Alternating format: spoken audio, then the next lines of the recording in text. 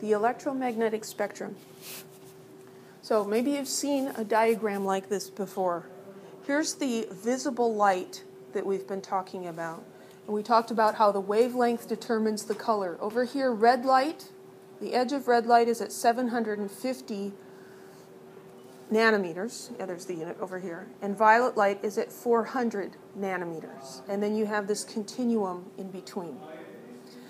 Visible light is this teeny tiny piece of the entire electromagnetic spectrum. And on this spectrum you have radio waves and microwaves and infrared radiation and ultraviolet and X-rays and gamma rays. And each of these is described in your textbook. I'm not going to go on and on about them.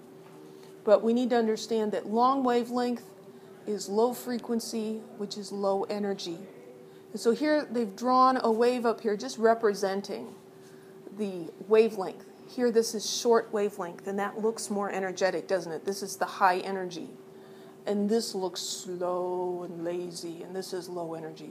So down here are radio waves. Radio waves are the same kind of electromagnetic radiation as light. They're just really, really low energy. And ultraviolet radiation that gives you a sunburn, that's beyond violet in the spectrum. That's why it's called ultraviolet. And that can give you a bad sunburn. You go higher in energy, you get into X-rays, which can be great in finding out if your leg's broken or not. But too many of them can also cause problems. Then you get past that into gamma rays, and those can cause some serious biological damage. On this end, we have infrared, meaning below red.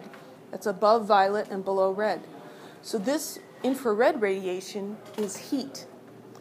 You maybe have, I always encountered these in hotels or motels. You go in there and they've got a heat lamp right in the ceiling to warm up the bathroom, and you have to use the timer to turn it on because they don't want people to forget to turn it off. And it doesn't give off a lot of light, does it? It's kind of a reddish glow. It gives a little bit of light, but it generates a lot of heat. That's because this infrared radiation, the wavelength is too long for our eyes to see, and so we can't actually see it, but we can feel the heat that it gives off. So I kind of already said most of this. Gamma rays, X-rays, both of these can be useful in medical situations, but they can also cause a lot of damage. Here's an example of how you can use X-rays or gamma rays. You may have heard of a gamma knife technique. That's gamma rays used to destroy tumors. The problem with these techniques is they damage healthy tissue and the cancerous tumor. And so how do you just kill the tumor and not the healthy tissue?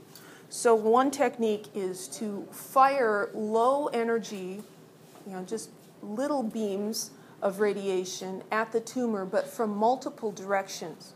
And so they all hit the tumor, so the tumor's getting multiple hits from this radiation. But the radiation that's going through the healthy tissue is minimal. There will still be some damage, but hopefully the benefit of getting rid of the tumor is going to outweigh any damage caused by the treatment. UV or ultraviolet light, still damaging. Visible light, this is really important to us.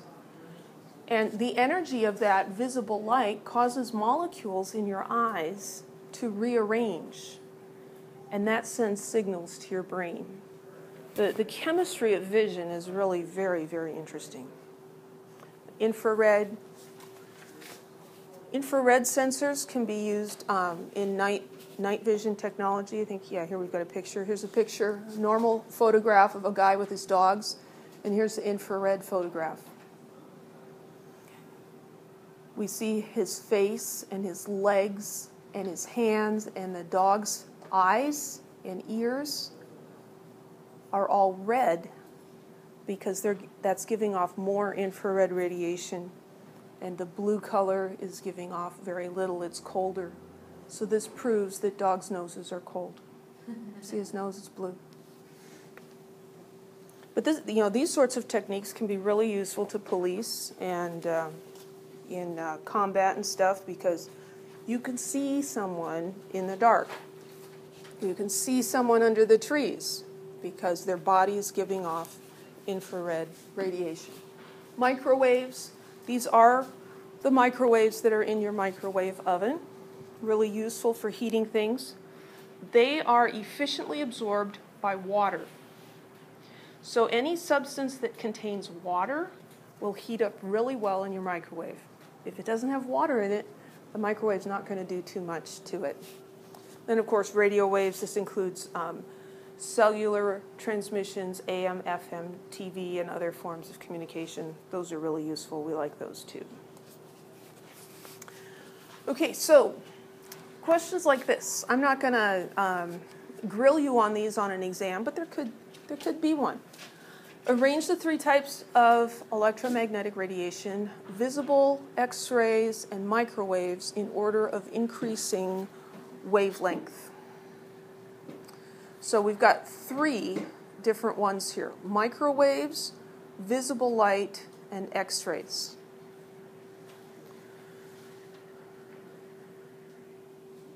Wavelength. So let's think about energy. I think energy is easiest to remember. Which one has more energy, X-rays or visible light? X-rays, right? X-rays cause a lot of damage. Visible light doesn't. It's a little tricky when you think about microwaves, because you think microwaves, they make my food really hot, right? They've got a lot of energy in them. But they don't do that to everything. They mostly just do that to water. So they're actually lower in energy than visible light. So these are lower in energy. So now that we've established that, let's think about wavelength.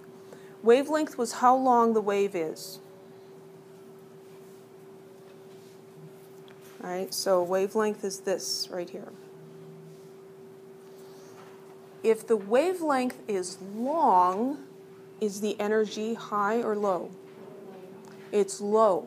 Long wavelength, low energy. So which of these did we say had the lowest energy? The microwaves. So we're going in order of increasing. So microwaves would be first. And then what? And then visible. And then what? X-rays. So what about frequency?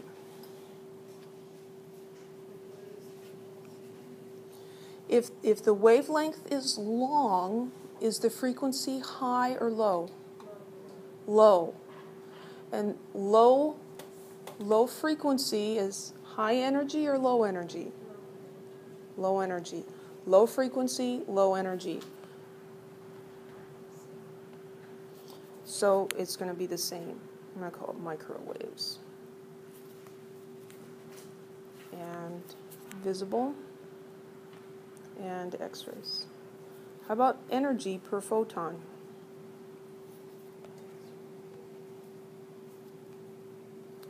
Which is the highest in energy? Oh, we did the wavelength backwards. I'm like, this isn't right. It's so easy to twist these around.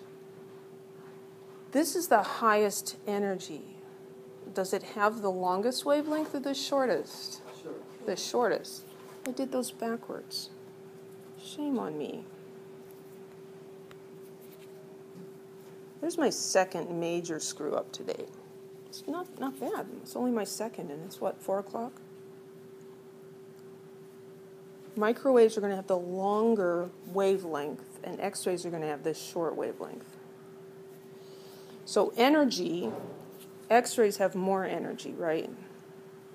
They're the highest in energy, and then the visible is in the middle, and the microwaves down here. Any questions?